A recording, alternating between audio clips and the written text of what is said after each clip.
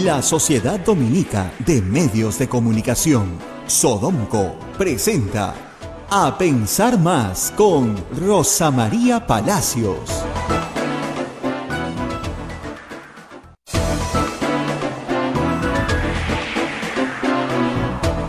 Muy buenos días, señoras, señores. Bienvenidos a Pensar Más con Rosa María Palacios a través de las emisoras de la Sociedad Dominica de Medios de Comunicación, Sodomco. La Sociedad Dominica de Medios de Comunicación está integrada por Radio Santa Rosa en Lima, 1500 kilociclos en la AM, 105.1 en la FM al sur de nuestra capital. También la integran Radio Santo Domingo en Chimbote, Radio San Martín en Arequipa, Radio Cepagua en Ucayali, Radio Quillabamba en La Convención, Radio Madre de Dios en Puerto Maldonado. Son emisoras con el carisma dominico. Hay otra red de radios amigas que se unen a esta transmisión en este y en otros horarios. En Radio Huánuco en Huánuco, Radio La Voz de Ayacucho en Ayacucho, Radio Pública en Puno, Radio Moro en Ancash, Radio Cumbre en Huancayo, es la radio del Arzobispado, Radio Milenio en Satipo, Radio Estación Solar en Abancay, Radio Oriente en Yurimagua, Radio Los Ángeles en Cajamarca, Radio San Valentín en Lampa, Radio Activa en Cerro de Pasco, Radio Continental en Huanta, Onda Digital TV, Fuego TV y Nativa TV también están unidos a la transmisión a Mtagua, que nos pone en podcast también en todo el Perú y el mundo. Y además tenemos las plataformas móviles, el Facebook de Radio Santa Rosa, el Facebook de Radio Quillabamba, el canal de YouTube de Radio Santa Rosa y la página web de Radio Santa Rosa, www.radiosantarosa.com.pe. Hoy día es 21 de septiembre del año 2022 y vamos a mencionar a las personas que hacen posible que lleguemos a ustedes, nuestros auspiciadores. Rosa María. La Maestría en Gerencia Social de la Pontificia Universidad Católica del Perú invita a profesionales de diferentes disciplinas a participar del proceso de admisión 2022 de su modalidad semipresencial. Informes en Facebook, @MGS o al teléfono 993-028-464. Hotel La Cuesta de Caima, de la Asociación Santa Catalina de Cena de las Madres del Monasterio de Santa Catalina, es la mejor opción para tu estadía en Arequipa. Informes en el Facebook e Instagram del Hotel La Cuesta de Caima, Arequipa. Policlínico Ángeles de la Salud ofrece servicios de calidad en salud a precios al alcance de todos. Contamos con un staff de médicos de alta calidad y modernas instalaciones con todas las normas de bioseguridad. Calle Antro Peralta 10, Urbanización San José, Humacoyo, frente a la Iglesia del Sagrado Corazón de Jesús en Arequipa. Colegio Sagrado Corazón Sofiano, 74 años, al servicio de la educación de Arequipa, formando integralmente a la niñez y a la juventud desde la pedagogía de luz y verdad. Colegio Privado Bilingüe Reina de los Ángeles, situado en La Molina, Lima. Tiene como meta la educación en las virtudes cristianas para construir una sociedad más humana, más fraterna y más feliz. El Colegio Bilingüe La Asunción, perteneciente a la Congregación de las Hermanas Dominicas de la Inmaculada Concepción, ubicado en Trujillo La Libertad, brinda una educación a jóvenes y niños basada en las virtudes y en la espiritualidad dominica. Colegio Santa Anita brinda educación católica desde el diseño curricular Luz y Verdad. Es una gran opción a los papás que buscan para sus hijos una educación de calidad con valores. Roque y Mateo, soluciones legales. Procesos ONP, AFP, FONAVI, servicios, beneficios sociales, divorcio, alimentos, sucesión intestada y otros. Asesoramiento a nivel nacional. Comunícate al 965-158-562. Roque Mateo, soluciones legales efectivas. Colegio Santo Tomás de Aquino de los Padres Dominicos. Admisión 2023. 131 años formando en valores cristianos. Advierta la admisión para primaria y secundaria. Informes al 987-118509 y 426-3390. Y regresa esta mañana con nosotros Palestra Editores. Es el sello de los buenos libros de derecho. Es una editorial peruana, jurídica, dedicada a la investigación y difusión en materia jurídica. Desde hace 25 años somos un referente para los universitarios y profesionales del derecho. Puede encontrarnos en redes sociales como Palestra Editores o visitar nuestra página web palestra.com. Muy bien. Y también no se olvide que este 26 de septiembre se presenta en el Gran Teatro Nacional el extraordinario violinista Ara Malikian.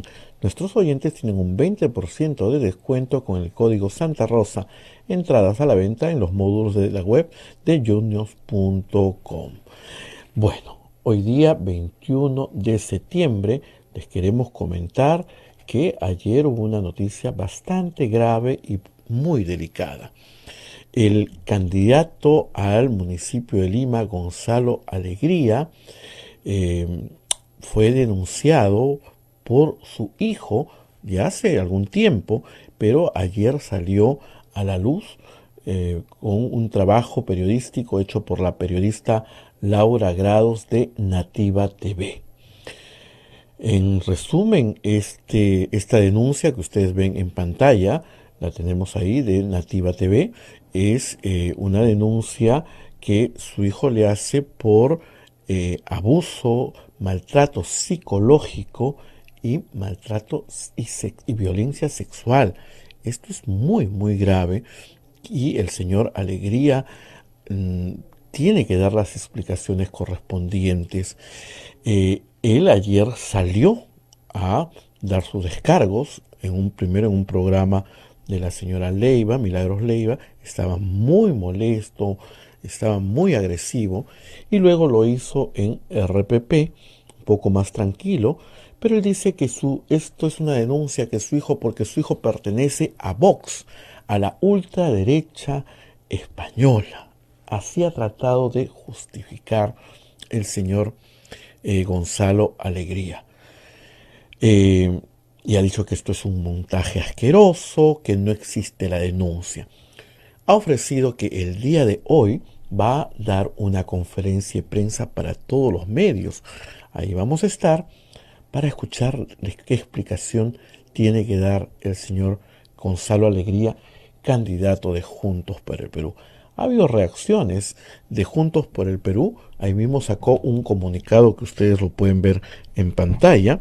Juntos por el Perú le exige el Comité Nacional de Ética y Disciplina, le solicita a través de este y otros medios al señor Gonzalo Alegría que dentro del plazo establecido en nuestro reglamento de ética y disciplina presente sus descargos de manera documentada respecto a la denuncia que viene circulando de un presunto acto de violencia sexual en agravio de su hijo. Sin embargo, Juntos por el Perú dice: desde ya manifestamos nuestro rechazo a cualquier forma de violencia, más aún cuando se trata de una expresión más repudiable como violencia sexual. Bueno, y ha habido otros comunicados también de gente aliada y gente relacionada con la izquierda peruana, ¿no? Por ejemplo, Nuevo Perú también emitió un comunicado ante la denuncia por violencia física y sexual hechas contra Gonzalo Alegría. Nos pronunciamos. Ustedes saben que el partido Nuevo Perú es un partido de izquierda, y también las mujeres de Nuevo Perú han hecho un pronunciamiento respecto a este tema. Hay que esperar lo que dice hoy día en conferencia de prensa el señor candidato de Juntos por el Perú, Gonzalo Alegría. Pero eso no fue toda la información ayer.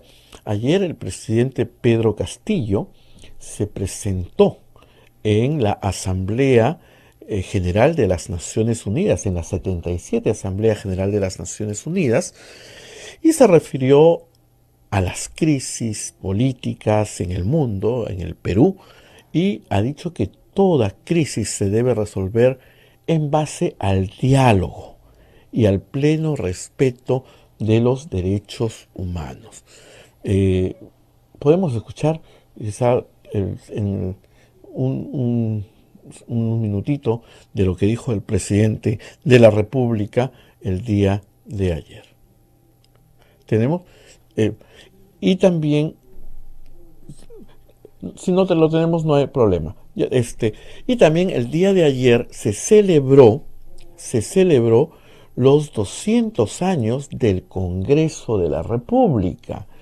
Los 200 años del Congreso de la República, donde se recordó mucho, y lo recordó sobre todo Monseñor Carlos Castillo, se recordó mucho la figura de don Francisco Javier de Luna Pizarro, que fue arzobispo de Lima y fue 4 veces presidente de el Congreso de la República, en 1827, en 1828, en 1833 y en 1834. Pese a que era una persona ya mayor, que su salud no estaba tan buena, Monseñor defendió la democracia, Monseñor Francisco Javier de Luna Pizarro. Muy bien, son las 8 de la mañana con 12 minutos. Estos fueron los principales temas que ayer enfocaron. Obviamente los congresistas después tuvieron una sesión solemne para conmemorar los 200 años, porque el Congreso se instaló el 20 de septiembre de 1822. Y también tuvieron nuestros hermanos evangélicos una ceremonia de acción de gracias a eso de las 3 o 4 de la tarde. Esa fue la agenda del día de ayer, los principales hechos que ocurrieron en el Congreso de la República, en la Asamblea de las Naciones Unidas y en el proceso electoral municipal que cada día se acorta. Hoy día nosotros también vamos a tener 2 candidatos para entrevistar, una candidata, la señora Rocío Pereira de Juntos por el Perú, que postula para Pueblo Libre, y el señor Sergio Mesa de Acción Popular, que postula para Miraflores. Ellos 2 van a estar luego con nosotros, pero antes tenemos a Rosa María Palacios, que nos va a estar con el exministro de Educación, Ricardo Cuenca, que hace una estupenda evaluación de lo que es cómo está avanzando la educación en nuestra patria y todos los pormenores que hay para lograr mejorar nuestro sistema educativo. Entonces los dejo con Rosa María Palacios y el exministro Ricardo Cuenca. Adelante, por favor. Estamos en clases presenciales, en los colegios en todo el Perú, en las universidades, no en todas y no en todos los cursos, pero sí, yo creo que bastante avanzado. Buena noticia a los alumnos. Dice la norma de centros educativos no precisa el nivel, ya no tienen que usar mascarillas, mis alumnos están muy contentos. Se olvidaron de poner a los profesores, por supuesto, pero los profesores se ahogan, pues. Entonces, yo me he declarado en revolución permanente, ¿eh? Y les he dicho a los chicos, ustedes se sientan al fondo, yo me voy bien adelante, abrimos la puerta, y si ustedes no me ven la cara, yo no sé cómo me van a entender, así que me tengo que sacar la mascarilla. Pero bueno, en esas estamos. Y Ricardo Cuenca está con nosotros para hablar no solamente de eso, obviamente, sino de lo que hemos perdido. Yo quería empezar por ahí. Ya a estas alturas, a septiembre, los profesores en las aulas tienen una mejor percepción de qué es lo que ha pasado, con qué se han encontrado 2 años después. Y yo no sé si ya hay estudios de esto, si ya se está investigando como para llegar a algunas conclusiones. Ricardo, cuéntanos, por favor, qué se sabe, qué se ha podido constatar. Yo tengo información, pero completamente empírica, de lo que han encontrado los maestros con niños que no han socializado en el aula durante 2 años. Hola María, muy buenos días, gracias. Sí, a ver, no hay estudios todavía contundentes en ningún lado, en el mundo siquiera. Hay algunas aproximaciones, Chile hizo algunos intentos, también República Dominicana, en Colombia, en Perú se hizo uno, pero con serias limitaciones metodológicas todos, porque no se tienen las herramientas. Los sistemas educativos no estaban preparados con herramientas como para hacer evaluaciones ni virtuales, ni considerar estas interrupciones que hubo de presencialidad física durante 2 años, ¿no? No obstante, lo que muchos países están tomando en consideración es hacer lo que yo he llamado el síndrome del COVID inicial, es decir, supongamos que has estornudado, imagínate que es COVID y trátate para lo mismo, acá también, ¿no es cierto? Imagínate que hemos tenido una pérdida en los aprendizajes fundamentales de matemática y comprensión lectora, y entonces empieza con ello, con una estrategia para la recuperación, independientemente de que tengas la información o no, hasta poder tener información, ¿no? Y lo otro es que se están incorporando estos temas que ya hemos hablado antes, que es como tratamiento de temas socioemocionales con los estudiantes, ¿no? Ya salieron algunos estudios en algunos países en el que el estrés del regreso a clases ha sido tan fuerte como el estrés de haber suspendido las clases.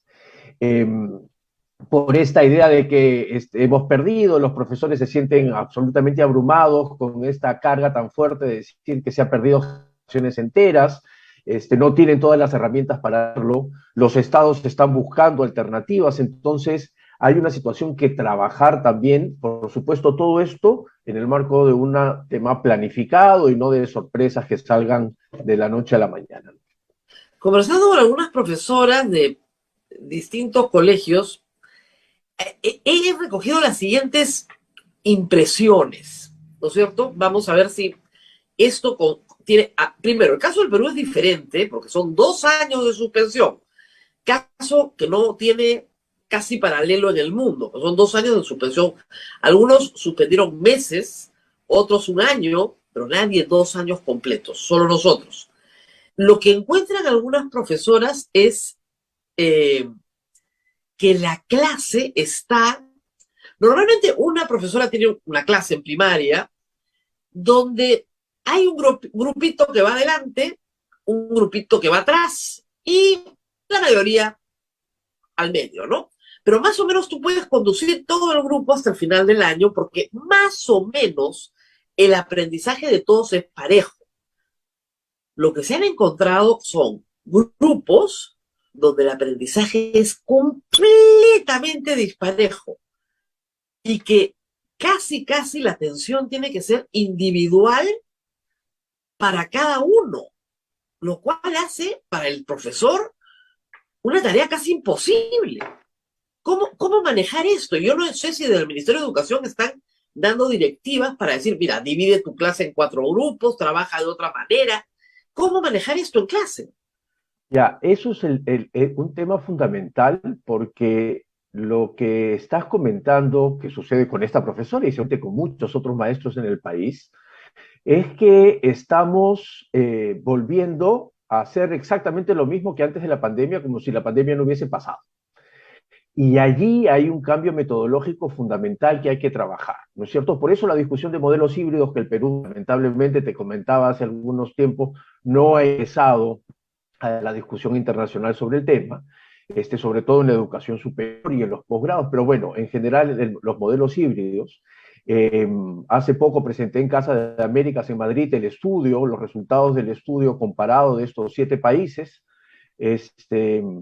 Y bueno, justamente es eso, es decir, si antes teníamos que tener al grupo organizado por áreas, como trabajan los profesores multigrados, la discusión ahora está en cómo generamos aprendizaje más autónomo, porque es imposible, como dices, que un profesor con 35 chicos, una profesora con 40 chicos, a cada uno dándole. Y entonces lo que hay que generar es mayor autonomía en los ritmos de aprendizaje de los estudiantes y mayor autonomía para que el profesor pueda tomar decisiones de cómo avanzar, porque monitoreando le va a ser más fácil que haciendo una clase tradicional después de ese tiempo. Esas son las discusiones del modelo híbrido. El modelo híbrido no es solamente pon una computadora, esto es la parte tecnológica, ¿no? Esas son las discusiones que hay que hacer, porque efectivamente hay elementos que demuestran que la interrupción de las clases presenciales, independientemente de la cantidad de días o no han funcionado, porque los que regresaron a clases más temprano son los que han hecho las evaluaciones a las que les ha ido mal. Entonces, no hay una relación directa, ¿no? Tampoco es que seamos el único país que estuvo 2 años cerrado, ¿no es cierto? Hay varios otros países en la región también, si se suman los días, ya salieron los días exactos, unos reportes, pero efectivamente hubo un periodo prolongado, sobre todo en la primera parte del 2020, en donde muchos países como Uruguay, por ejemplo, sí mantuvieron abiertas las escuelas, ¿no? Pero para volver al tema, de eso se trata, de ir cambiando la forma como se enseña y cómo se aprende, porque eso forma parte del plan de recuperación.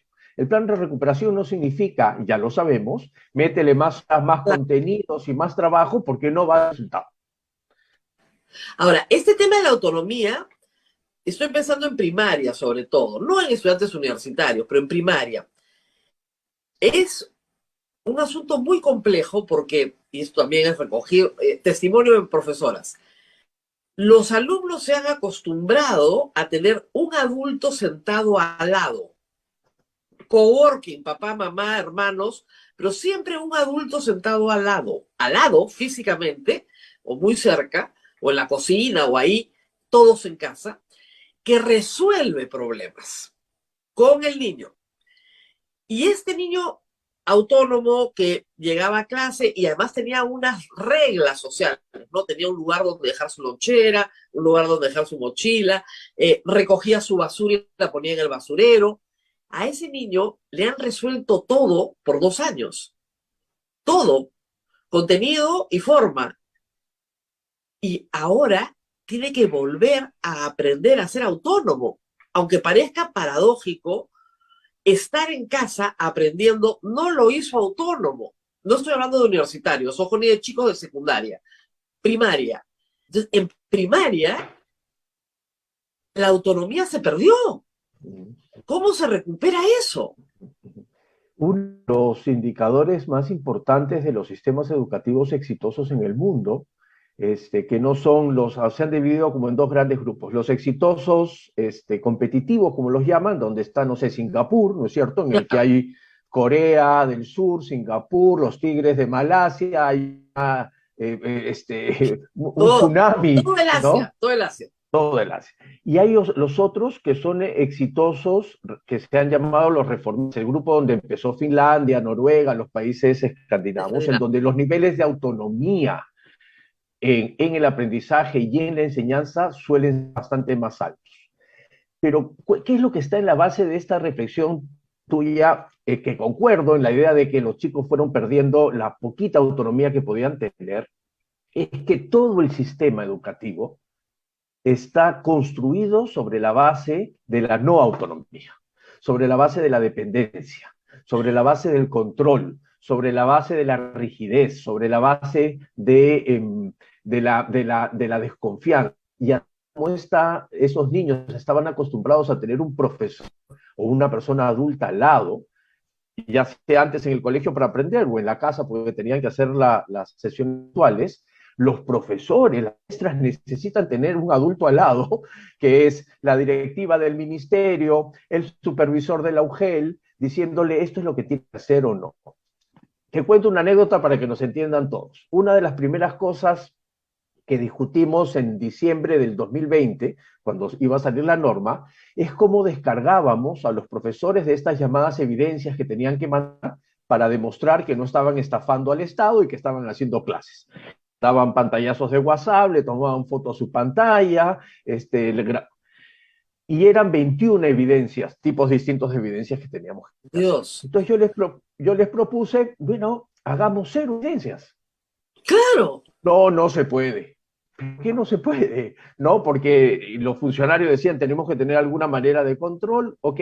Que los padres se quejen, ese es tu control. Claro. Después de una enorme discusión, se bajaron, creo que a 6 o a 7, no recuerdo. Cuando visitaba las escuelas que habían abierto, las rurales, los profes me decían, hay poca evidencia que mostrar de mi trabajo. Entonces le decía, pero estoy descargando, lo que quería hacer era no tener que hacer estos procesos absurdos, pero en el fondo no se sentían acompañados. Entonces, ¿por qué? Porque cada evidencia venía con una respuesta, ¿no? Y ese asunto es trasladado a los chicos más chiquitos, a los profes. Y a los padres. Y a los padres. Porque el mensaje de la escuela al padre es tú tienes que estar ahí presente. Y no es verdad. Yo soy una madre revolucionaria, entonces yo nunca he hecho una tarea en mi vida, porque he dicho, bueno, si te jalan es tu problema. O sea, tú tienes que resolver, salvo que sea, efectivamente, necesitas un libro, necesitas una autoridad, un profesor, una cosa especial, pero es tu problema. Ese es tu problema, es algo que se perdió por completo en la pandemia. Absolutamente. Ya, pero yo creo que ya se terminó de perder porque ya se estaba Ya perdiendo, estaba ¿no? perdido. Ya estaba perdido. Ayer o antes de ayer creo que intercambiaba un tuit tuyo, decía Sí, de que comprensión lectora. de comprensión No, lectora terrible, pero terrible, porque, a ver, terrible. pero es un caso que a mí me ha pasado varias veces, ¿ah? Y a veces no es Muchas. mala fe. A ver, voy a ponerles el ejemplo de comprensión lectora a todos los oyentes para que entiendan. Esto es transparencia que dice, el párrafo es muy corto, el MEF tiene que transferir a la Defensoría del Pueblo para que haga observación electoral. Se entiende clarísimo el párrafo. ¿Qué entiende el lector? Transparencia le está pidiendo plata al MEF. Perdió la conexión intermedia. Y eso es educación. No le enseñaron los conectores. Entonces, no puede, de un texto muy simple, lo puede leer. Y eso es una de las quejas. Dice, yo tengo chicos alfabetizados que entiendan lo que leen. Es otra cosa. O sea, se puede alfabetizar virtualmente. Y la otra cosa que no se puede hacer es escritura. Porque profesoras de primaria me lo han dicho. No te imaginas la caligrafía, porque nadie la corrigió durante 2 años y uno usa todo el cuerpo para escribir. Y normalmente profesora de primer grado corrige postura de la mano, o sea, hay todo un trabajo corporal. Niños alfabetizados que leen, no entienden nada y escriben pésimo.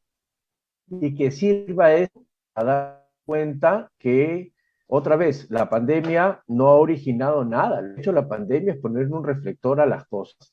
Hay Claro, un estudio que es publicarse de un grupo de colegas, amigos, que es fantástico, la cantidad de secundaria no escriben, antes de la pandemia, esto era un estudio que se interrumpió por la pandemia, que no escriben a mano.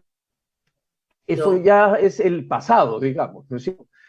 Ni siquiera usa una computadora, sino que su proceso educativo es a través de un celular, ¿no? Hacen las tareas en el celular,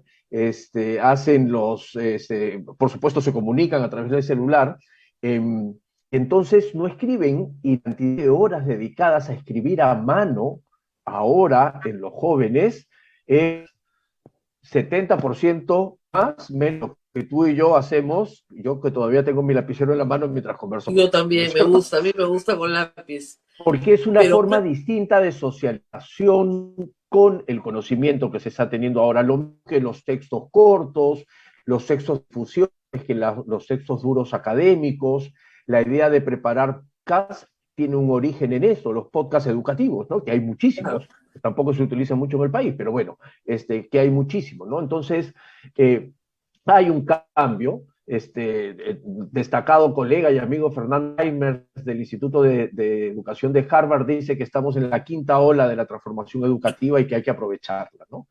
claro, Que hay una serie de cambios. Bueno, esas son las discusiones que no estamos teniendo en el país. no estamos teniendo el problema, la estamos teniendo acá. Y las otras tienen que ver también con otras necesidades. Yo no sé si es porque es la generación debajo nuestra, pero los profesores y profesoras están mejor capacitadas, mejor entrenadas para detectar problemas de aprendizaje.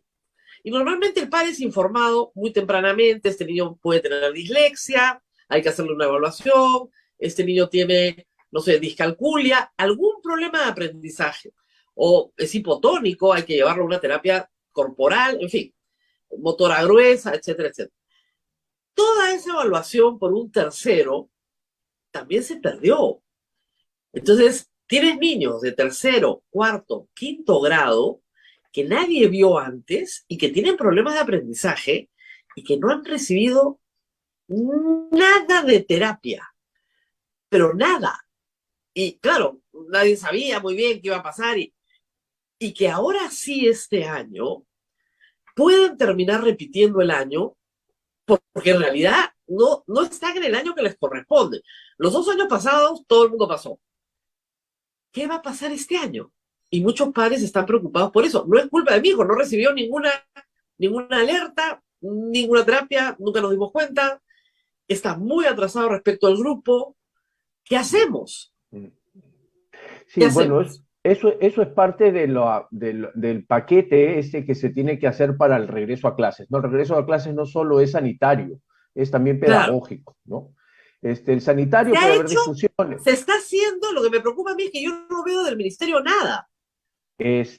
No, yo tampoco veo. Capaz están haciéndolo, pero mira, es inevitable contigo conversar de política, además porque es fundamental y es importante, pero yo escuchaba tu editorial inicial respecto de la situación política del país ahora, no la que acabas de decir, y si yo le cambiaba las palabras generales por educativas pasaba lo mismo, ¿no?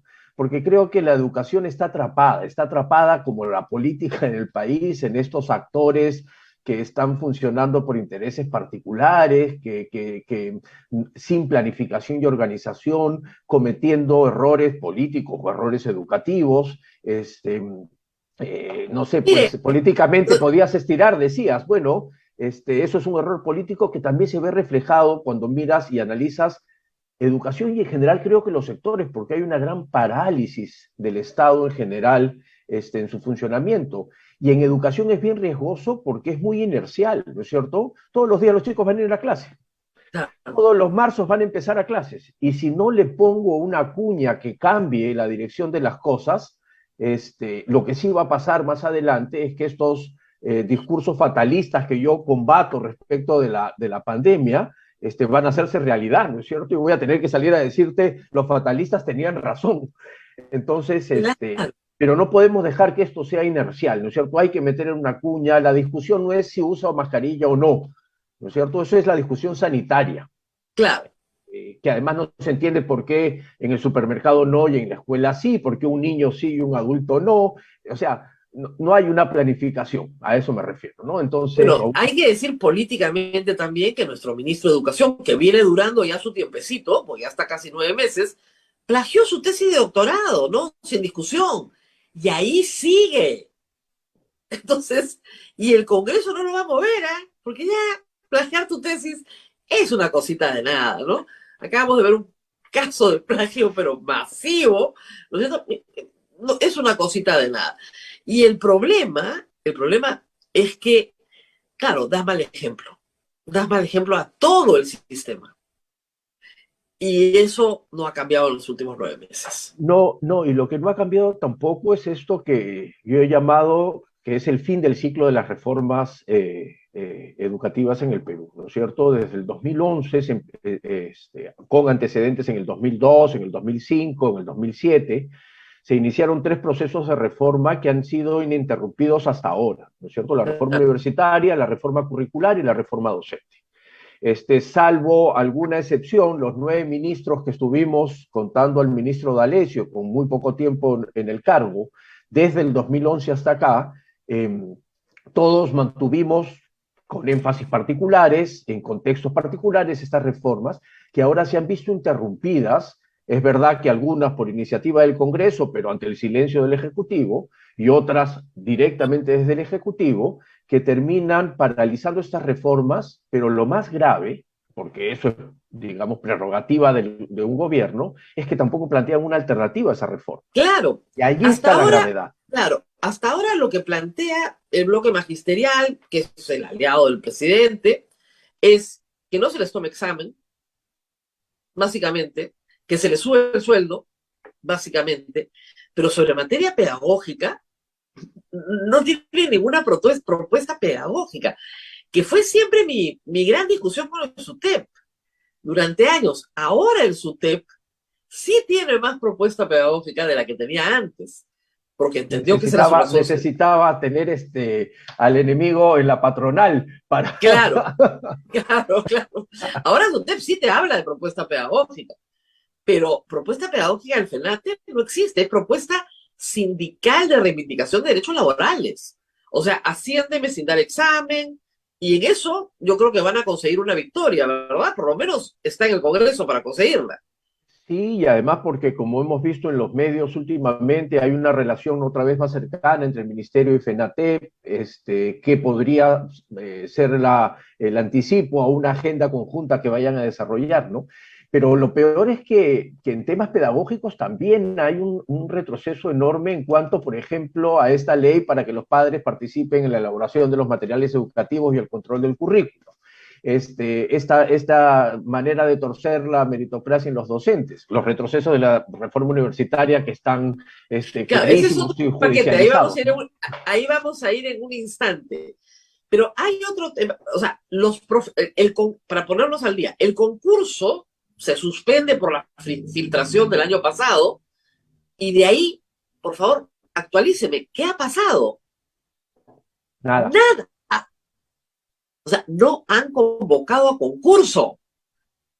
Para un grupo chiquito, sí, no sé cómo les Ya, habrá ido para una de las categorías, porque hay muchos concursos, pero el gran concurso masivo de plazas debería estar trabajándose para que, si no, no van a haber profes con plaza el próximo año. Es un proceso que dura 9 meses de elaboración. Entonces, ya se había adelantado todo, fue un error suspender toda la evaluación, se podía hacer auditoría académica para identificar dónde hubo las filtraciones, además del trabajo que la Fiscalía estuvo haciendo. Entonces, bueno, otra vez, interrumpo procesos, pero no propongo nada. Si claro, mañana, si mañana nos dicen claro, no hay se más censura al meritocracia, ministro, se va el ministro y de ahí no pasó nada. sí, porque por último, por eso no se puede ni discutir, digamos, ni armar un debate. Si mañana deciden se acabó la meritocracia en el Perú, Ya, ok, ya no hay más ya carreras. no hay. Esto es lo que propongo, regresar a la ley de profesorado, etcétera, etcétera. Antigüedad. Eso, Antigüedad es clase, ya está. eso. Entonces, ponlo en la mesa para discutirlo.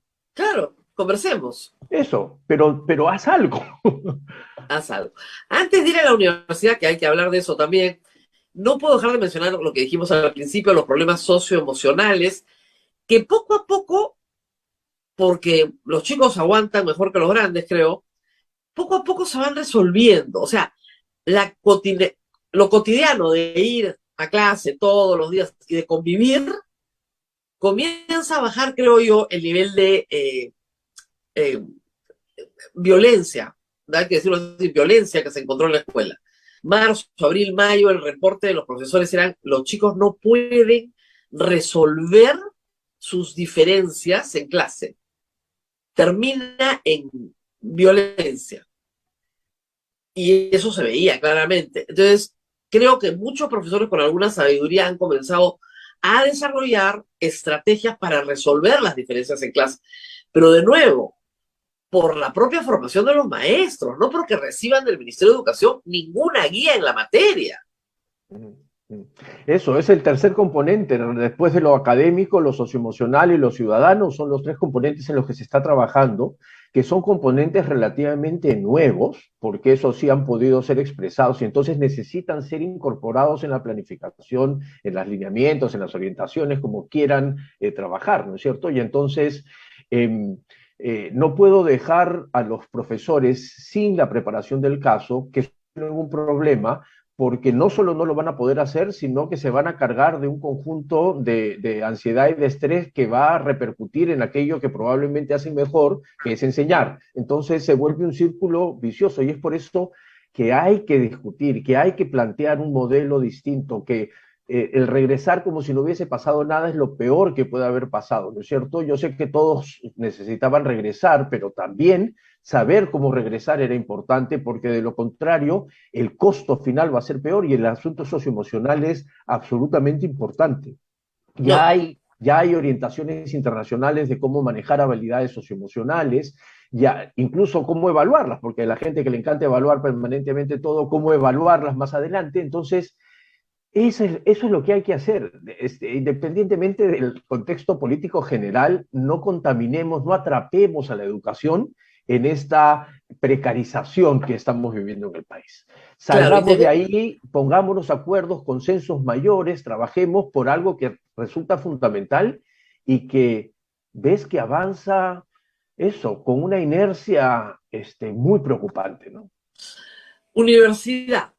Eh, yo trabajo en una universidad muy seria, muy importante, en la Universidad Católica, y por supuesto nos han dado lineamientos que casi todos los profesores espero haberemos cumplido, para trabajar el regreso las primeras semanas, porque es verdad, todos estábamos muy nerviosos, creo, los alumnos y los profesores también. Eh, y arrastramos algunos vicios de la virtualidad. Por ejemplo, empezar puntualmente. Mis alumnos se vuelven locos porque ya me acostumbré. Esto es como salir al aire. 11 en punto empezamos y 11 en punto arranco. Entonces, hay que ponerse de nuevo en la realidad. Pero sí se desarrollaron estrategias como, por ejemplo, que los alumnos se conocieran o se reconocieran, porque muchos habían trabajado juntos, pero nunca se habían visto la cara. Claro, hubo estudiantes que nunca fueron cachimbos Nunca. como nosotros. Es Y están decir, a la, nunca y fueron a están la a la mitad de universidad. la, 5 semestres, ¿no? Y están a la mitad de la carrera, han trabajado con otros y nunca se han visto la cara. Entonces, en clase tienes que decirle, fulano, tú eres del mismo año, sí, han estado juntos en alguna clase. Entonces, todo el primer día es una dinámica de reconocerse. Ah, sí. Claro, con la mascarilla no vamos a reconocer nada, pero en fin. Y no sé si se ha hecho en todas partes, pero creo que ayuda a trabajar mejor en la clase. Pero hay problemas que antes, de nuevo, sí estaban, ¿eh? No es que no estuvieran, pero se han multiplicado. Ansiedad, depresión, un estrés brutal. Por primera vez en mi vida me han dado indicaciones para tratar, para acompañar ataques de pánico, cosa que era muy raro. Yo tengo 10 años dictando, he tenido una vez durante un examen y me di cuenta de lo que era, o sea que se pudo manejar, pero ya tenemos un instructivo de qué hacer con un ataque de pánico. ¿Qué tan grave es de lo que se está viendo en la experiencia comparada o somos solo nosotros? No, no, no, es muy fuerte, mucho más que en la educación básica. Eso es lo que me temo. También ya hay muchos reportes en el que los niveles de ansiedad por el regreso están asociados a los niveles de ansiedad por el futuro, ¿no es cierto? Porque la idea de conseguir un trabajo de mejor calidad, con una educación que han sentido que no ha sido de buena calidad, independientemente que haya sido o no, genera una situación de estrés muy grande y los primeros reportes están viendo inclusive cómo es posible acortar planes de estudio para poder enfatizar en algunas cosas que permitan luego acompañarlos en estos procesos de los departamentos psicopedagógicos que eran muy asociados a la educación básica, pero que probablemente tendrán que aparecer en la educación superior, universitaria. Ahora sí, Sí, claro, cosa que no se pensaba, porque no digamos, se siempre había un pensaba. departamento de psicología, Cuando nosotros fuimos a la universidad, eso no existía. O sea, existía muy básico, pero a nadie le preocupaba mucho. Hoy sí es un tema central porque además genera un impacto en la asistencia a clase, en la rendición de exámenes, en el rendimiento del alumno, genera un impacto real. No van. Y no en van, no. pandemia, los profesores nos pasábamos buscando a nuestros alumnos hasta que los encontrábamos. Y resulta que efectivamente había una pérdida en la familia o tenía que cuidar a una persona con COVID. O sea, que esto, que ya en la presencialidad no tendría que darse, pues parece que nos va a seguir acompañando un buen tiempo. Es que estamos en un momento postraumático, ¿no es Eso es cierto? lo que pasa. Más de 200.000 muertos en este país no es poca cosa. No. Al contrario, ¿no es cierto? A veces nos olvidamos de ello y todos nos hemos visto afectados en medida. Y por eso volver como si hubiésemos estado de vacaciones dos años no es una buena manera, ¿no es cierto? Ya estamos claros que en educación, por lo menos, también en el mundo laboral, pero en educación superior, la ansiedad la genera la incertidumbre del futuro más que el regreso inmediato, porque puedes estar con de volver a encontrarte con los chicos, con tus compañeros, con tus profesores, todo el mundo postea fotos caminando por sus universidades, Claro. qué lindo el campus lleno, pero, No, y pero, además pero las actividades sociales son eufóricas, ¿ah? O sea, hay un pequeño concierto con un invitador y está lleno y uno ve realmente euforia, porque es el otro lado, ¿no es cierto?, de la depresión es porque necesitas salir, abrirte, verte, ¿no? hizo, hizo, Eso está eso, pasando. Eso. Por eso creo que es bien importante nuevamente tener una planificación. Por eso es bien importante tomar las riendas del asunto y no dejar que la inercia gane, y pensar que esto se trata de un problema sanitario, ¿no es cierto? Que ya no van a haber más contagios en clases, ojalá que no haya mayores contagios, la pandemia ha pasado a un nivel totalmente distinto, Y entonces también ya, incorporar en la clase a veces, se hizo mucho durante la pandemia, incorporamos en la clase lo que estaba pasando, ¿no? Pero ya no, pues ya fuiste a la presencialidad, entonces no hay que, creo que volverlo a incorporar un poco porque yo le pregunté a mis alumnos, a ver, ¿cuántos ya tuvieron COVID? Casi toda la clase ya lo había tenido. ¿Ve? No nos va a pasar nada, tranquilos, estamos vacunados, bien. ¿Cuántos han tenido una pérdida directa? La mitad de la clase. pero claro. La mitad de la clase tenía una pérdida directa durante la pandemia, sea abuelo, tío, primo, amigo muy querido, padres, hermanos. Entonces, ya sabe el profesor con lo que está lidiando. Entonces tienes Sí, una promoción de duelo. No es nada eso, eso, fácil. eso, No es es nada una para un promoción de... profesor. Y los profesores no estamos entrenados para eso. Ese es el problema, sobre todo en la formación universitaria. Nada, no nos han entrenado. Sí, Entonces, pues, las universidades, las buenas, digamos, tienen espacios para discusión, para hablar de bienestar de los alumnos, pero no todas. Y yo creo que es un problema extendido en toda la educación superior. y, y se necesita, y perdón que vuelva, pero el ejemplo creo que vale a la educación básica, cuando abrimos Te Escucho Docente, este canal para que los profesores llamen para preguntar cómo enseñar, pero sobre todo para preguntar qué hago con mi propia ansiedad y la ansiedad de mis estudiantes. Los primeros 3 meses hubo 740.000 llamadas Es bárbaro. de los profesores de básica, que por supuesto no era que hay 740.000, pero llamaban permanentemente, casi como sesiones. Entonces, hay una necesidad fundamental e importante para atender una situación que ha sido muy agresiva. La pandemia ha sido muy agresiva, ¿no es cierto? Nos ha puesto la muerte en la cara y eso es muy agresivo. Y entonces pensar que porque los índices bajaron, se acabó, no. Hay una situación post pandemia en el tema emocional, así como lo hay en el tema de reactivación económica. Habría que hablar de reactivación emocional de las personas para no luego sufrir las consecuencias de una factura que puede ser muy cara si no la atendemos en el inmediato, ¿no? Así es. Pero, de nuevo, la educación peruana está enfocada en qué? En el Congreso.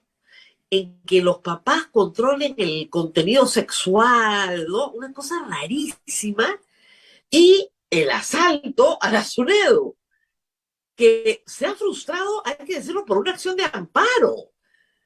Pero la ley está ahí, ¿no es cierto? Insistida por el Congreso, promulgada por el Congreso por insistencia, para asaltar SUNEDU con una rectora que se declara en rebeldía de la ley y rebeldía de las resoluciones judiciales. Es como si todos nuestros esfuerzos como sociedad política estuvieran puestos ahí donde no tiene ninguna importancia ponerlos hoy.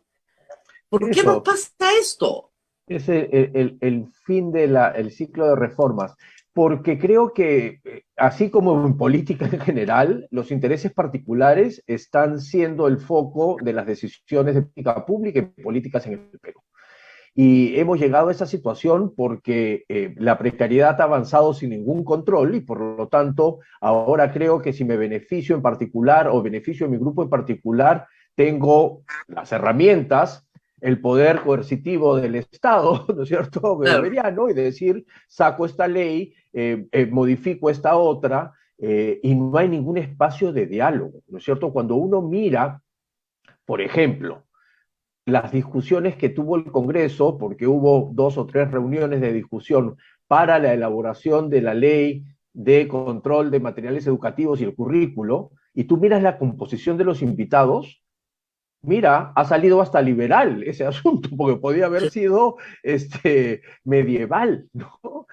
Por la composición de que, entonces no hay ningún ánimo, eso es la mejor demostración que no hay ningún ánimo de pensar en un objetivo común, ¿no es cierto? La precarización es el corto tiempo, el interés personal, y eso pasa en el tema educativo. Con la SUNEDU, que además de atacar la SUNEDU, lo grave de esa ley es que le quita la rectoría al Ministerio de Educación, que Sí, pudo claro. entregar 200 millones de soles para dotar a los profesores públicos de chips, de internet, que funcionaba mal o bien, pero por lo menos tenían a estudiantes de algunas universidades. Yo mismo fui a ver cómo se entregaban los chips a unos estudiantes en una región en el país, pero ahora ya no puede. Las universidades tienen que pelearse con el MEF y con su sectorista para ver si le permiten mover la plata o no, porque ya no hay rectoría por parte del ministerio. Entonces, otra vez, intereses particulares de dueños de universidades, intereses particulares por clientelismo político en algunas universidades públicas, hacen que se tire abajo el asunto y que, claro, como creen que poniéndole el sello de caviar, que cada vez está más desvalorado, ¿no es cierto?, como No, el ataque. caviar es una cosa estupenda. Acá yo soy caviar, por si acaso, yo sospecho que Richie Cuenca es caviar también, ¿eh? Tengo mis sospechas, ¿ya? Pero a mucha honra. Ser caviar es ser honrado, ser progresista, ser culto. Eso es ser caviar, es una maravilla, ¿no? Entonces, Mis alumnos me han pasado una página web que no sabía, es una especie de Wikipedia sobre qué es ser caviar en el Perú, y varios aparecemos como representantes del caviarismo peruano allí en esa pero página. obviamente, lo único que dicen es caviar, caviar, caviar, como digo, como gente no tienen ni dos argumentos, ¿no? No. Entonces, el tema es debatir los temas de fondo que afectan a los estudiantes y que son graves y que son urgentes, que siempre fueron urgentes, pero que hoy con la pandemia son más urgentes que nunca.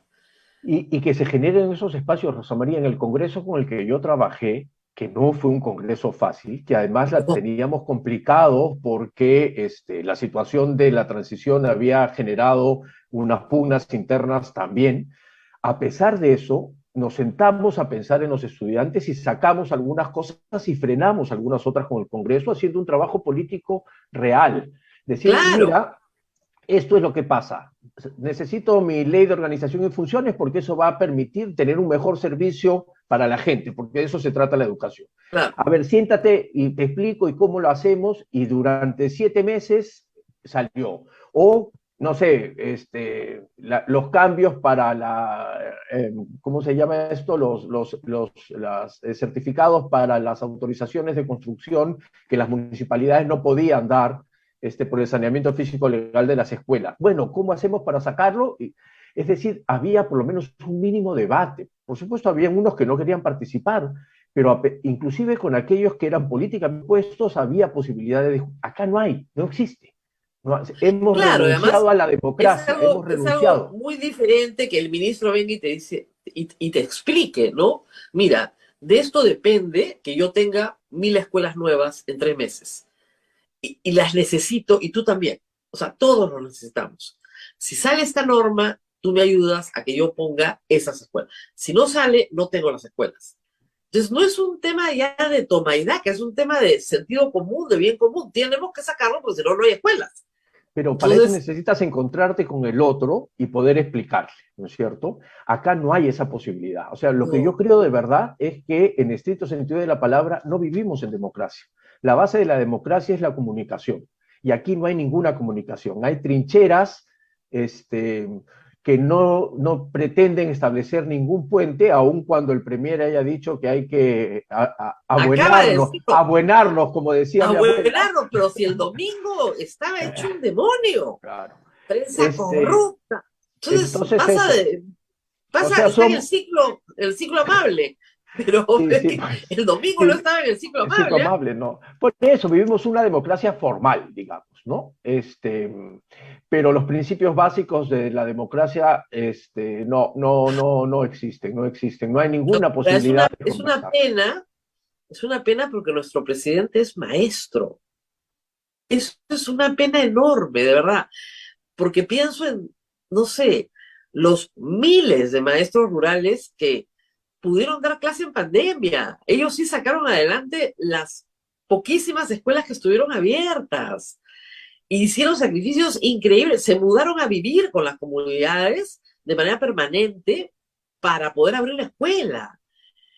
Y son los que enseñan a leer y a escribir a miles de niños en el Perú, porque son los que asumen la educación primaria. Y tenemos un presidente que no parece venir de ahí, le digo, de verdad, parece venir del sindicato, el FENATE, de la reivindicación laboral, pero no del aula. Me parece que no ha pasado por un aula hace muchos años. Las maestras, los profesores en el país demostraron que efectivamente, más allá de las deficiencias que puedan tener, tienen un compromiso enorme con el asunto, ¿no es cierto? Y esa es la imagen de los maestros que tenemos que tener todos los peruanos. Una persona comprometida con su trabajo, que hace enormes sacrificios a veces, que tiene muchas deficiencias también, pero que nadie pone en duda, ¿no es cierto? Yo mismo acompañaba a profesoras, no sé, que caminaban casa por casa en la Claro, Amazonía, en un programa que había para visitar. Otros profesores que se juntaban entre ellos para ver cómo se ayudaban a hacer. Es decir, la imagen de la maestra peruana, del maestro peruano, es una imagen que tenemos que preservar y defender, ayudar, que era la imagen independientemente, que lo ayudó a ganar la elección. entre otras, efectivamente. Entre otras, esa. O sea, ¿qué cosa puede ser más bueno que un maestro rural? No se me ocurre las madres religiosas después. O sea, primero están, pues, ¿no? No sé, las madres de Teresa Calcuta y después están los profesores rurales, porque es la gente más sacrificada, la que peor le pagan, la que está más lejos, la que está sola, la que está enfrentando multigrado, unidocente, ¿no? Las precariedades más profundas de la educación. Y está ahí. Entonces, y llega a ser presidente. Y eso es una gran reivindicación social. Y tenemos lo que tenemos ahora. Tremendo, ¿eh? Tremendo, tremendo. Sí, sí. Yo espero que recuperemos estos espacios democráticos en el Estado, que no se paralice, que se propongan cosas, que lo peor que nos puede pasar es no hacer nada, o pensar que estuvimos en una paréntesis de 2 años, Parece, como la serie claro, esta del avión que sí, desaparece la del 5 avión que años aterriza de y nuevo en el mismo lugar. regresa, y claro, los otros pensaban que no había pasado nada y en 5 años había cambiado todo. Bueno, esto es lo mismo, en 2 años han habido cambios profundos en la sociedad, en el funcionamiento del Estado, que tienen que ser tomados en cuenta para poder salir de esta situación lo mejor posible y no dejar hacer y dejar pasar las cosas. Muy bien. Abel, ¿tú tienes alguna pregunta? Abel también es maestro. Acá tenemos una pregunta del público, Rosa María. En las universidades particulares, al parecer, los alumnos no les gusta ir presencialmente y les gusta ya más las clases virtuales. La pregunta es, ¿cuál es lo mejor para un estudiante universitario, para el aprendizaje de un estudiante universitario? Es que ahí hay un problemón, pues, porque chicos que estaban terminando su carrera y han podido terminarla desde otra localidad distinta a la de la universidad y ha sido un gran ahorro de plata. Entonces están contentos, pues, porque ya yo vivo en Arequipa, estudio en Lima, bueno, los 2 últimos años los terminé en Arequipa, mi familia no tenía que gastar, o ya tengo un trabajo, profesor, profesora, ya lo tengo, entonces no quiero perder mi trabajo, yo escucho su clase grabada, hago todas las tareas, pero puedo seguir trabajando. De la mañana y vamos a detener la entrevista ahí porque tenemos que ir a una pausa y volver con nuestro invitado del día de hoy, el señor Sergio Mesa, el primer invitado, candidato a Miraflores.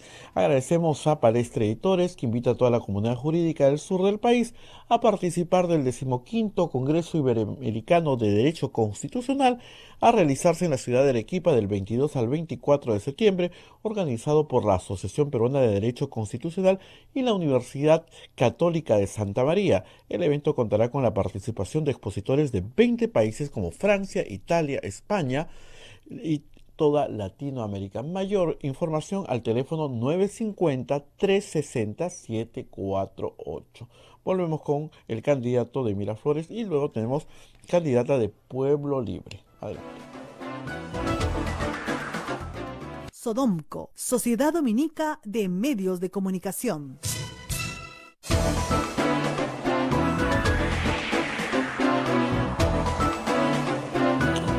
Continuamos con A Pensar Más con Rosa María Palacios y ahora tenemos a nuestro primer invitado, que es el señor Sergio Mesa, que está postulando al municipio de Miraflores por Acción Popular.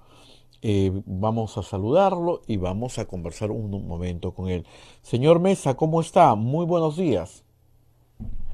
Buenos días. Muchas gracias por la invitación. Las gracias a usted por atendernos. Eh, Señor Mesa, cuéntenos un poquito su historia de vida para que los electores lo conozcan más. Sí, claro que sí. Yo soy abogado, tengo 2 maestrías, una en gestión, planificación territorial y gestión ambiental, y la otra en política. He trabajado 24 años en gestión pública, 15 de los cuales he trabajado en la Municipalidad de Miraflores. Primero como coordinador del programa de jóvenes, después como secretario general, y los 8 años de la gestión de Jorge Muñoz fui el gerente general de la Municipalidad de Miraflores. Entonces tengo una experiencia también en gestión pública en la Municipalidad de Lima y en la Defensoría del Pueblo, de manera tal que toda mi carrera profesional la he hecho al servicio de los ciudadanos en el sector público. Me imagino que todo el mundo lo primero que le pregunta es el tema de la seguridad. Si bien es cierto, creo que Miraflores tiene un buen servicio de serenazgo, el serenazgo nace en Miraflores. eh, ¿Qué plan de seguridad tiene para perfeccionar más este trabajo de la seguridad en Miraflores? Mire, efectivamente, los vecinos sienten que el estándar de seguridad que había hasta el año 2018 era muy superior a lo que lamentablemente tenemos hoy día en el distrito. Y nuestra propuesta de seguridad se basa en 3 ejes. Uno primero es el liderazgo que debe tener el alcalde para dirigir los comités distritales de seguridad ciudadana, como se hacían hasta el año 2018, perdón, y en los cuales yo participé durante 8 años, como lo dije, junto a Jorge Muñoz. Son reuniones ejecutivas de 1 hora, una vez a la semana, y en la cual el alcalde coordina con los comisarios del distrito, con los diferentes actores de la seguridad, entre quienes también está la Fiscalía Distrital, el juez de paz, los vecinos organizados, los bomberos, y se evalúa lo que ha sucedido durante la semana para poder corregir hacia la siguiente semana. Un segundo eje es el número de serenos. Nosotros dejamos 1.000 serenos. En la actualidad hay, según información formal de la municipalidad, 800 serenos, y vamos a aumentar el número a 1.200 para que efectivamente se sienta una seguridad de verdad en Miraflores. Y el tercer eje es el tema de la infraestructura, la tecnología y los equipos que debe tener la municipalidad. Lamentablemente, los vecinos hoy día no vemos ni los autos ni las motos del serenazgo con las luces azules por el distrito. Y eso es porque la mayoría de unidades están en los depósitos al no haberse planificado la adquisición de nuevas unidades. Eso nosotros vamos a hacerlo a partir de enero para poder tener nuevas unidades móviles y poder reparar las que puedan serlo. También vamos a usar toda la tecnología que ha empezado la municipalidad a implementar, pero que los servicios van a estar recién funcionando a partir del próximo año. Acá hay un tema que se habla mucho de la identificación de rostros y de placas a través de la tecnología, pero necesitaremos de la Policía Nacional y del Ministerio del Interior para poder tener en línea la base de requisitorias. De lo contrario, solo tendremos los equipos, pero no podremos tener esa identificación de personas y de autos robados, ante lo cual tiene que reaccionar la Policía Nacional, porque el serenazgo no puede detener a una persona o dirigirse a un auto para retenerlo, ¿no es cierto? Ese apoyo se necesitará de la Policía Nacional para que pueda terminar de cerrarse el círculo y efectivamente se aplique y hay una seguridad real en el distrito. Así es. Usted habla de las redes, de una ciudad inteligente. ¿Podría explicarnos un poquito más en qué consiste volver a Miraflores una ciudad inteligente? Este es un proceso que iniciamos nosotros hace varios años y el proceso es uno a través del cual se le brindan mejores servicios a los ciudadanos a través de toda la tecnología y de los medios virtuales. Es decir, internamente se debe desaparecer el papel de la municipalidad y que las comunicaciones con los vecinos sean todas de manera virtual, de manera tal que el vecino no tenga que acercarse a las oficinas de la municipalidad y pueda hacer todos sus trámites en línea. Nosotros dejamos eso bastante avanzado.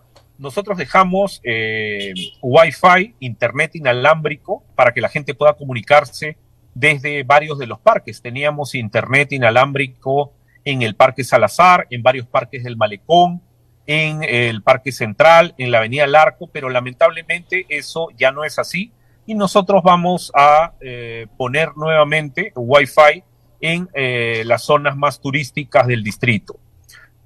Asimismo, se ha iniciado en esta gestión un proceso que ellos han llamado Ciudad Inteligente, pero que es la suma de otros componentes a lo que ya venía funcionando desde antes. Se han sumado los componentes de seguridad ciudadana, lo acabo de mencionar, de las cámaras de identificación de rostros y de placas, y también se ha sumado el software para fiscalización electrónica de velocidad de autos y autos mal estacionados, y también lo que tiene que ver con el cambio de cámaras con un software que pueda detectar infracciones de vehículos, ¿no? Entonces, todo esto va a inaugurarse durante nuestra gestión a partir del próximo año y la idea es poder construir sobre lo construido y regresar como base al estándar que teníamos en el año 2018. Cuando nosotros hablamos de la gestión de Jorge Muñoz y al equipo que me acompaña, que es el equipo Muñoz, que va a estar encabezado a partir de enero por Sergio Mesa, estamos hablando que el vecino estaba acostumbrado a una calidad de servicios que se ha perdido en estos últimos años y sobre la base de la experiencia que tenemos en gestión pública en la Municipalidad de Miraflores y con el equipo que tenemos, con el cual hemos hecho el mejor plan de gobierno que los vecinos pueden encontrar en nuestra página web sergiomesa.pe o también en nuestras redes. Tenemos videos sobre cada uno de los temas de nuestro plan de gobierno en TikTok, en Facebook, en Instagram, en Twitter. Los vecinos podrán escuchar algunos o ver algunos videos en los cuales desarrollamos algunas de estas ideas. Para terminar el tema de seguridad, candidato Mesa, usted también propone la escuela de serenos. ¿Ha encontrado deficiencias en los serenos? Encontramos deficiencias, primero respecto al número de serenos, y es muy importante que el sereno esté debidamente capacitado. Nosotros estamos incluyendo en nuestro plan de gobierno la capacitación que debe haber a los serenos, tanto presencial como virtual, para poder enseñar al sereno no solo temas que tienen que ver con la seguridad ciudadana, de cómo reaccionar ante situaciones de inseguridad, sino también algunos temas para que no se produzcan situaciones, por ejemplo, de discriminación en el distrito o situaciones en las cuales los vecinos esperan una orientación del serenazgo respecto a algunos temas municipales y muchas veces los serenos, por ejemplo, no conocen cuáles son las calles del distrito o no pueden orientar debidamente al vecino. Nosotros cuando caminamos por las calles de Miraflores, y lo hemos hecho mucho, porque fundamentalmente siempre he sido un peatón en el distrito, los serenos se nos acercan, están esperando ya el día que regresemos a partir de enero del próximo año, porque sienten que hay un descuido respecto a las condiciones laborales en las cuales ellos están trabajando. Por ejemplo, no se han adquirido los uniformes para que el serenazgo esté debidamente uniformado todos los años. Recién este año se les ha dado el uniforme, no en los años anteriores. Se les ha desalojado de la Central de Seguridad Ciudadana que cubría el área 2, el área central del distrito, y ahí ellos tenían comedor, tenían cambiadores, baños, un mini gimnasio, y eso a ellos se les ha desalojado para tener otro uso en un edificio que fue construido especialmente para el serenazgo.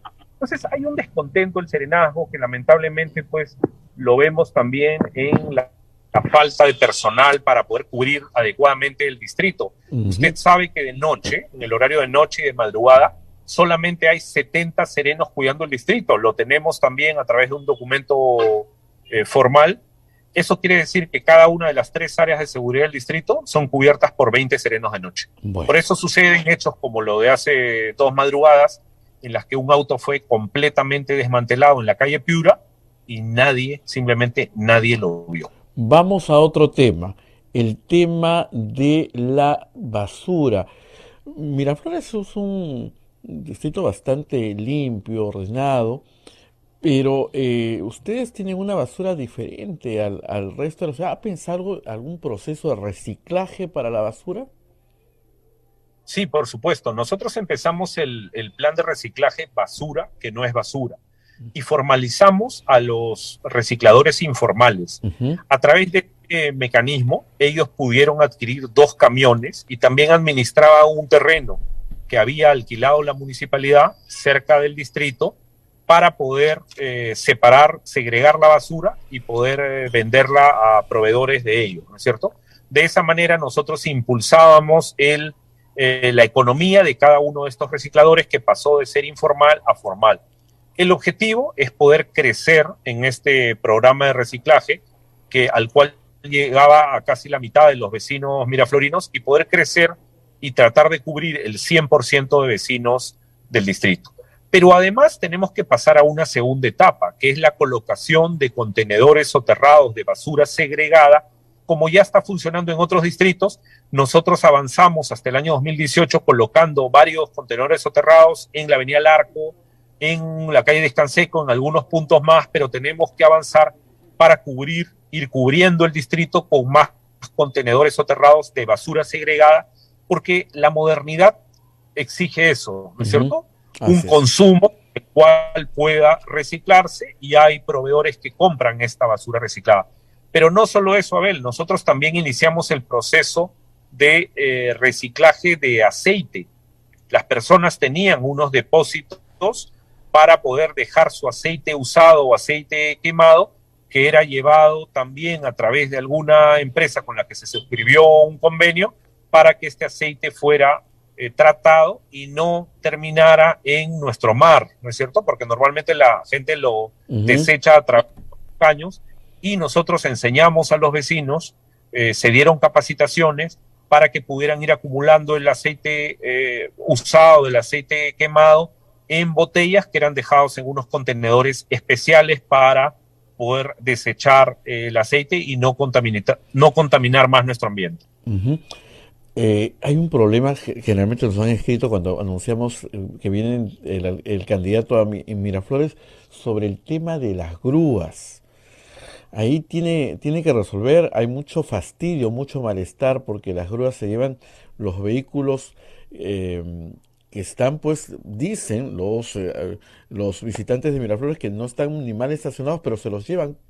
¿Qué solución le damos al problema? Mira, ve, lo que pasa es que la municipalidad, la gestión actual, está usando la grúa como una herramienta de recaudación de fondos y eso no puede ser. La grúa solamente debería actuar cuando un auto se estaciona sobre Ajá. la vereda, es decir, obstaculice el paso de un peatón, cuando se estaciona bloqueando un garaje o cuando se estaciona sobre una rampa o cruce peatonal. Esas son vulneraciones a la norma municipal y estos son los casos excepcionales en los cuales la grúa debería actuar. Pero hoy está la grúa cumpliendo un cupo que le estaba exigiendo la municipalidad para levantar todos los autos. Incluso hemos visto a través de las redes sociales que están levantando autos que Ujú. dicen, bueno, usted está estacionado acá más de 2 horas, acá hay un estacionamiento rotativo, nos llevamos el carro a la grúa. Y eso no puede ser. Nosotros teníamos un sistema en paralelo, porque la grúa, como lo dije, solo debe actuar en casos excepcionales, y nosotros también pegábamos stickers cuando los autos estaban mal estacionados, y el sticker que tenía un pegamento especial decía, yo estaciono pésimo. Y esa era una sanción moral, le costaba trabajo al vecino, al ciudadano que se había estacionado mal, incumpliendo una norma de tránsito, despegarlo, pero se iban corrigiendo las conductas. Porque recordemos que lo que queremos es vivir en una ciudad ordenada también, ¿no es Así cierto? Una es. ciudad segura, y hablamos de eso, una ciudad limpia, lo acabamos de hablar, y una ciudad ordenada. Y para tener una ciudad ordenada tenemos que tener mejores estacionamientos en sitios adecuados. Nosotros vamos a promover el empadronamiento de nuestros vecinos para poder darles stickers de colores y que puedan estacionar en sus barrios de acuerdo al color que les toque Ujú. y que no haya problema con las grúas, con este ordenamiento que nosotros vamos a hacer. En- También vamos a promover la participación privada para la construcción de estacionamientos subterráneos en las zonas comerciales que así lo requieran. nos gana el tiempo, pero no le puedo dejar esta pregunta. Eh, la pandemia nos ha golpeado mucho, ya está terminando, pero lo que va a quedar muy maltratada es la salud mental. Y en Miraflores hay bastante gente mayor que ha sido muy maltratada por la salud mental, queda muy, muy rasquebrajada. ¿Algo ha pensado en el tema salud? Sí, claro que sí. Nosotros estamos proponiendo la clínica de la familia, que va a ser una infraestructura municipal nueva que vamos a construir en el centro comunal de Santa Cruz, que vamos a remodelar por completo, vamos a hacer un nuevo edificio. Y sobre la base de la buena experiencia de la Municipalidad de San Borja, vamos a suscribir un convenio con el Ministerio de Salud y con eSalud para que los pacientes que tienen alguno de estos dos seguros, es decir, todos los vecinos miraflorinos, puedan atenderse en una nueva infraestructura municipal de calidad para que no tengan que hacer colas o recibir la atención en los espacios del Ministerio de Salud, de la Avenida Pardo, que en este momento no tienen un buen servicio.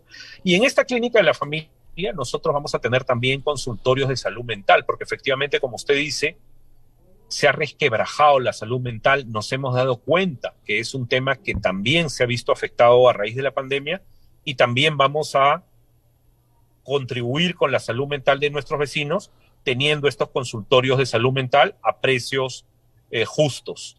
Y también no puedo dejar de mencionar la farmacia municipal, que va a tener medicinas para los vecinos que así lo requieran y a precios también justos con medicinas genéricas. Eso también lo hemos contemplado en nuestro plan de gobierno porque es una preocupación para nuestros vecinos. No quería dejar de mencionar que también hemos pensado en los adultos mayores. Miraflores tiene 4 casas de adulto mayor. Lamentablemente, en una de ellas se ha desalojado a nuestros vecinos, la casa de la calle Aljovín. Nosotros, el primer día útil de enero, en que asumamos la municipalidad, vamos a devolver la casa de Aljovín a nuestros vecinos y también queremos hacer una casa más del adulto mayor a la que llamábamos la Casa de la Juventud Prolongada y también queremos para nuestros adultos mayores tener un albergue o casa de reposo para quienes así lo requieran. Bien, muchísimas gracias por la gentileza que ha tenido de atendernos, le agradecemos bastante, mucha suerte el próximo 2 de octubre, ha sido el señor Sergio Mesa. A usted lo conocen como el candidato de Muñoz, ¿verdad? Muchas gracias. Bueno, Jorge Muñoz ha tenido la gentileza porque hemos trabajado muchos años juntos, como lo dije, 8 años he sido el gerente general de su gestión en Miraflores y ha tenido la gentileza de decirlo en varios medios y también de acompañarme. El sábado estuvimos en una caminata por Aurora, el domingo estuvimos en una bicicleteada con Jorge, en los siguientes días vamos a estar en otras actividades con Jorge.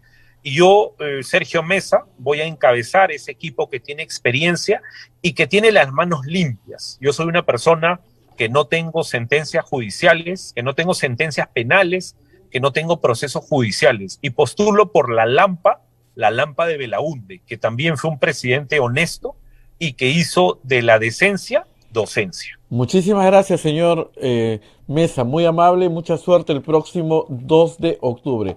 Gracias. Bien, vamos al siguiente invitado, nuestra siguiente invitada, Julio, ya tenemos a la señorita Rocío Pereira, candidata a Pueblo Libre, y ella es de Juntos por el Perú. Señorita Rocío Pereira, muy buenos días, muchísimas gracias por atendernos. Su micro. Muy buenos días. ¿Cómo está? Muchas gracias por el espacio. Yo soy Rocío Pereira, de Pueblo Libre, de Juntos por el Perú. Estamos dando una nueva alternativa para el distrito, para tener un pueblo libre mucho más seguro, saludable y cultural.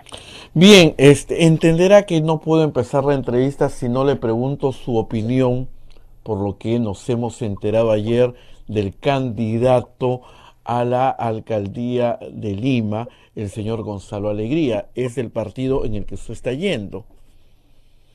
¿Qué nos tiene que decir? Sí, es una denuncia muy grave de la cual nos hemos enterado. Mira, Abel, yo te digo que yo siempre, a lo largo de toda mi trayectoria política, en mi campaña en Pueblo Libre, hemos combatido siempre todas las violencias. Y este caso no es la excepción. Yo condeno la violencia venga de donde venga. Y este caso es muy lamentable y yo, bueno, entiendo que el Comité de Ética del partido ya se ha pronunciado. Yo lo que le pediría es celeridad en la toma de decisiones y espero que se pueda llegar a una resolución. Pero como te digo, yo creo que la violencia hay que condenarla venga de donde venga. En Pueblo Libre también es parte de nuestro plan de gobierno poder prevenir y erradicar cualquier tipo de violencia, especialmente hacia los niños, niñas, adolescentes, mujeres y también personas en condición de vulnerabilidad. Bien, estuve revisando su plan de gobierno, permítame felicitarlo, es un plan bien elaborado, bien detallado. Eh, Vamos con la propuesta, la primera propuesta en seguridad, porque todo Lima, bueno, todo el Perú, ahorita vive una inseguridad bárbara. ¿Qué es lo que usted está proponiendo?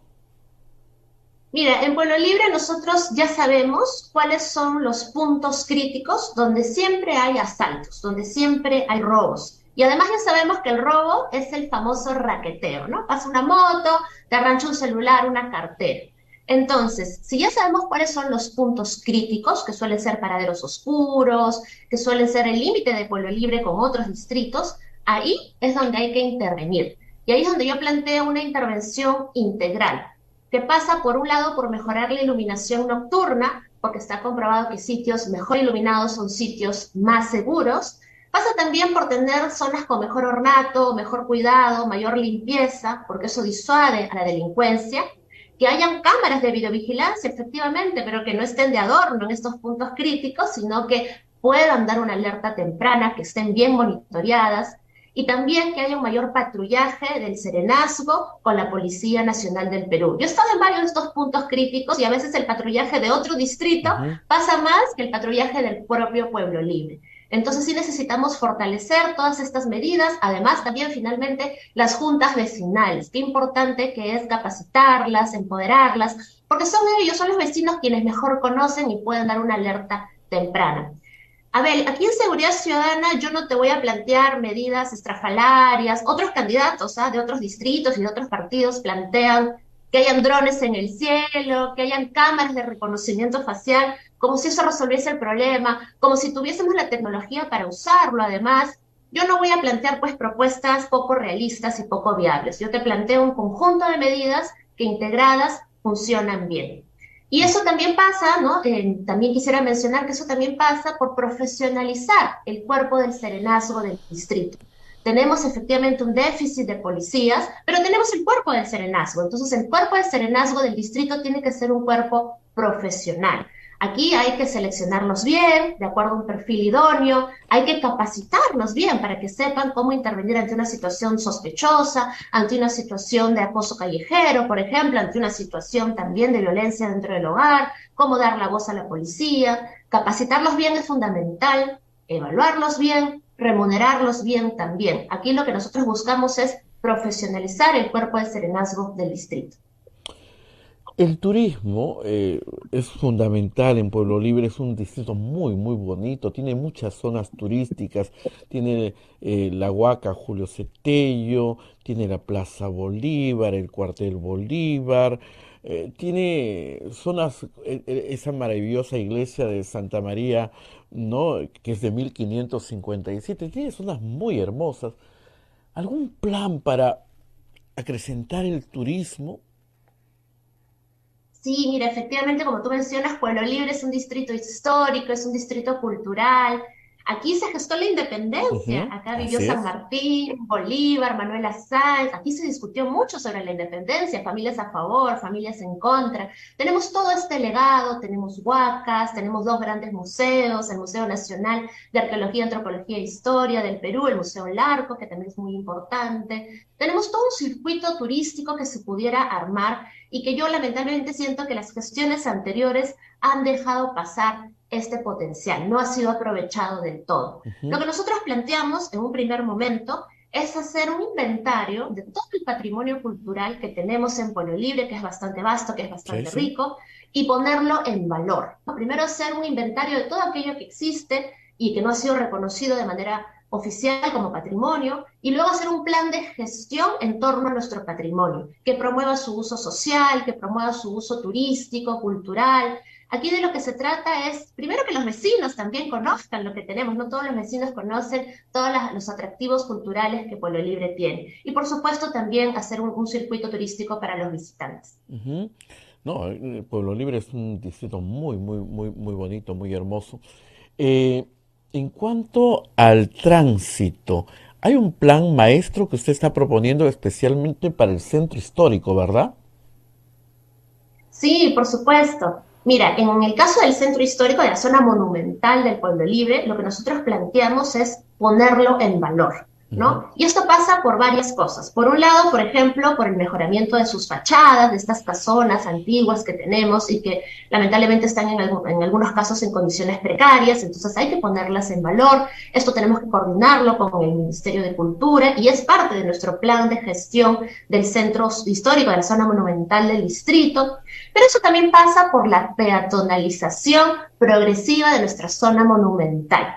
Pueblo Libre es un distrito pequeño, son 4 kilómetros cuadrados, no es muy grande y su zona monumental también es pequeña.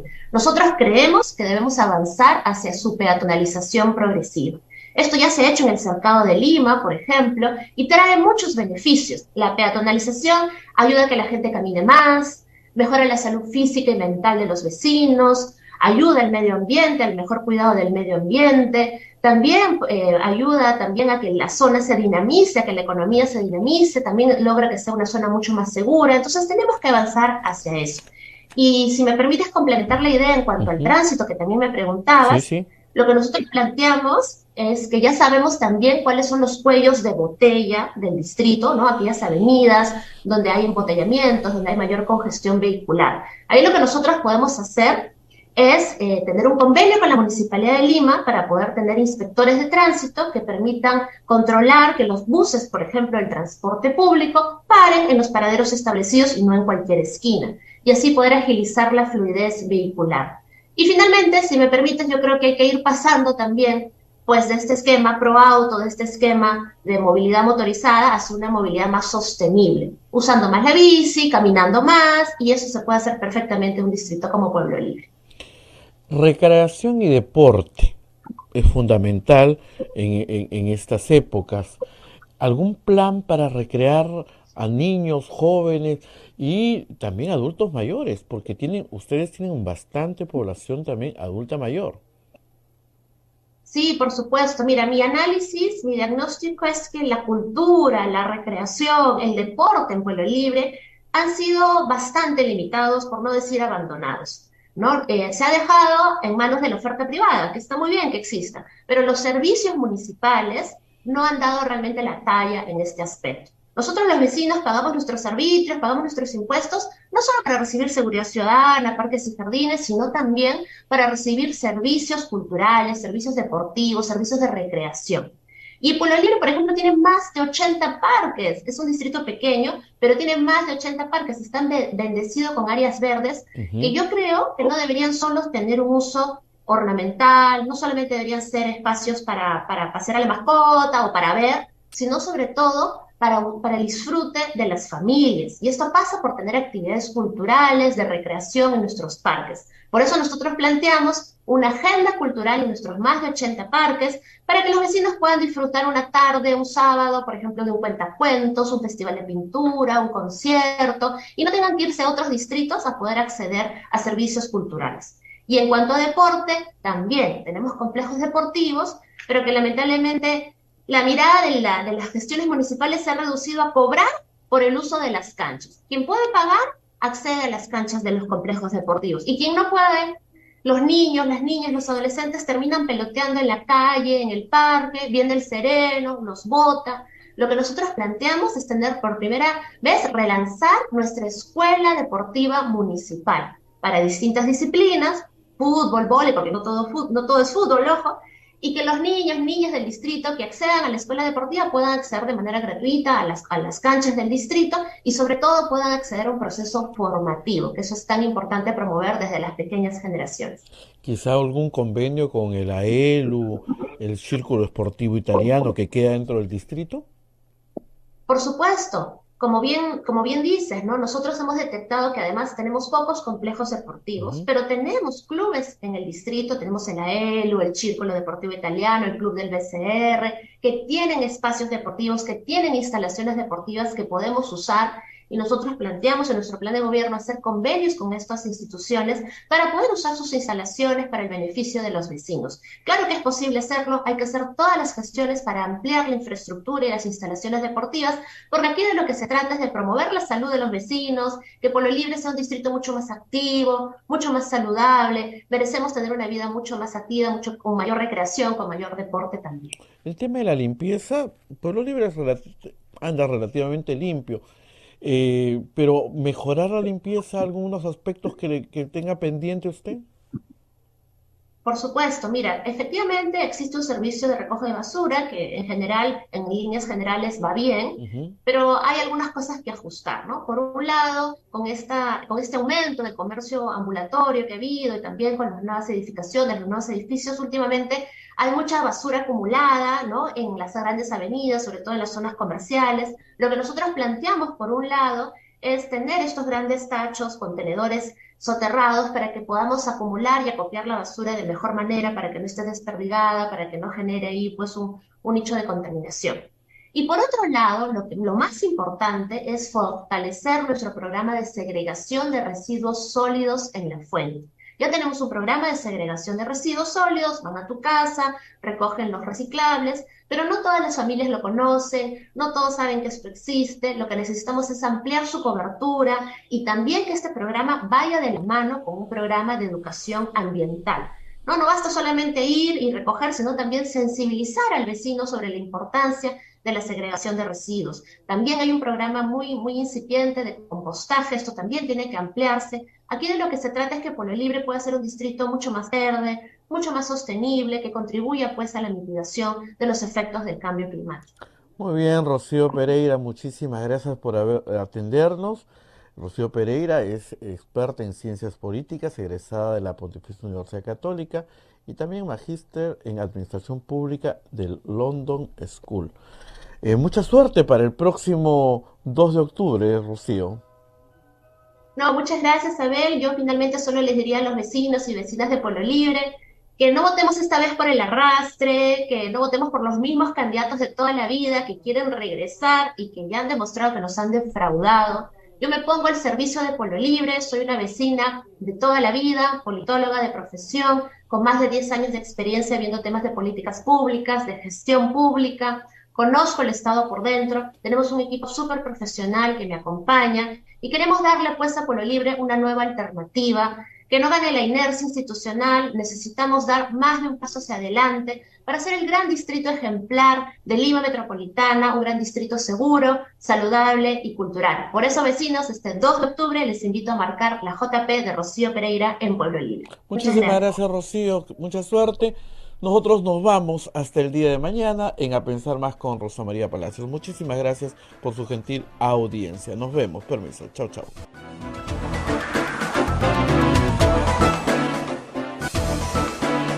Hasta aquí, A Pensar Más con Rosa María Palacios. Este programa fue producido por la Sociedad Dominica de Medios de Comunicación, Sodomco.